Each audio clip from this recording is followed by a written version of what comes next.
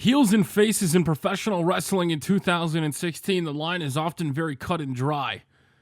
No, it's not. Because it seems like we have so many tweeners, so many guys who can't make up their mind. You don't know if they're good or they're bad, but do they have to be? Do we need the stereotypical super babyface and the super mega heel to make interesting television? I don't think we do, but here are some things that really kind of stand out to me when it comes to heels in the business. Now, I have a video coming out later this weekend talking about, my experience and why I fell in love with professional wrestling, how I did it, what I was watching, and I highly encourage you to check that out, which will kind of take this a little further. And I also encourage you, if you're a wrestling fan, man, get a WrestleCrate, use code Tubby, save 10% at WrestleCrate.com. Some of you guys are awesome. You use the code on my Twitch stream. Enjoy that fucking crate. Anyway, when it comes to heels and faces, the closest thing that I've seen to a working heel in the last 6 months, besides, say, Kevin Owens, because Kevin Owens does a great fucking job, was at NXT. It was a match between Austin Aries and Baron Corbin. Now, you may be asking, what do you mean? Like, okay, you got some bad guys on TV, you got Sheamus in the League of Nations. No, they're just annoying. They don't really do anything bad other than a beatdown. There has to be something in this era because we just don't have it that, when S.H.I.E.L.D. came out, S.H.I.E.L.D. just comes out and destroys people. Okay, so that's what makes them heel, right? They just destroy people, they have their own agenda. But do their attitudes in the ring reflect that? The heels today, does it reflect it? I talk about that NXT match because a lot of people crapped on Baron Corbin for the longest time. That Baron Corbin didn't have it. That Baron Corbin was boring. That Baron Corbin sucked because his matches were so short and he didn't really do anything. Now, hey, it's true. We didn't get to see what Baron Corbin is really made of. Just like we didn't get to see what Big E was made of when he was the heavy and not wrestling many matches with Dolph Ziggler until he finally is in the New Day, and we love him.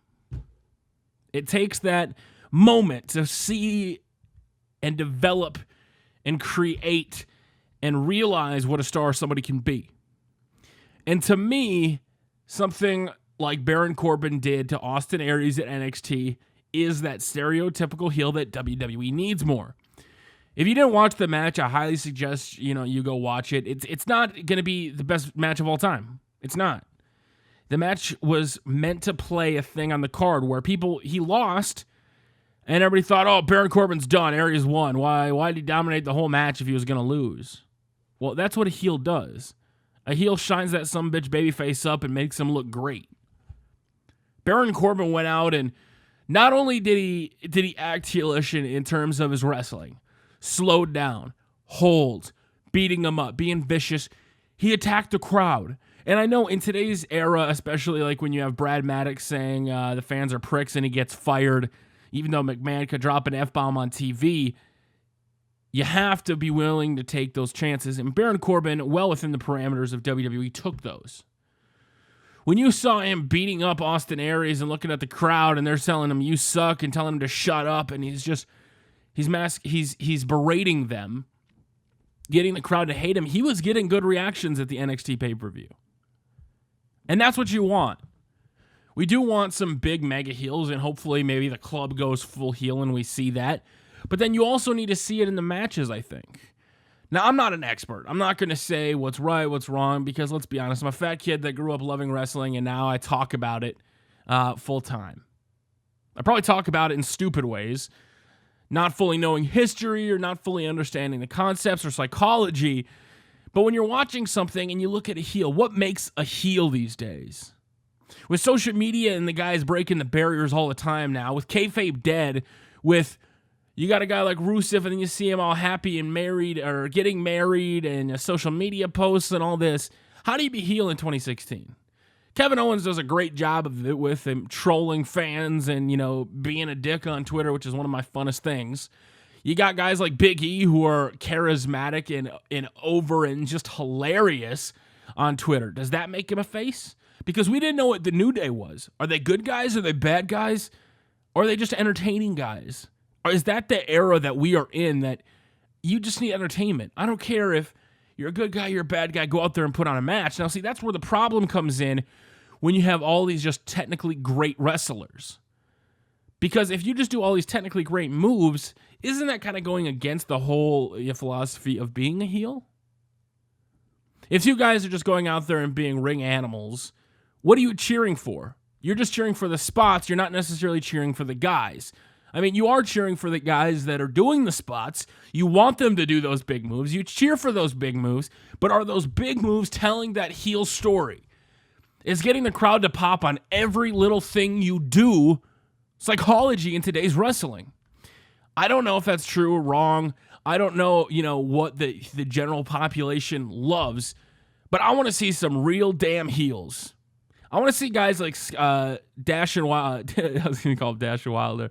I normally mess up in a video on purpose to see how long you guys have watched this. If you watch this, just tell me you've watched to this point. I would normally say Dash and Wilder like in the past. I've messed up some terms on purpose just to see, because everybody always says great video, Tubby, and then they stop watching.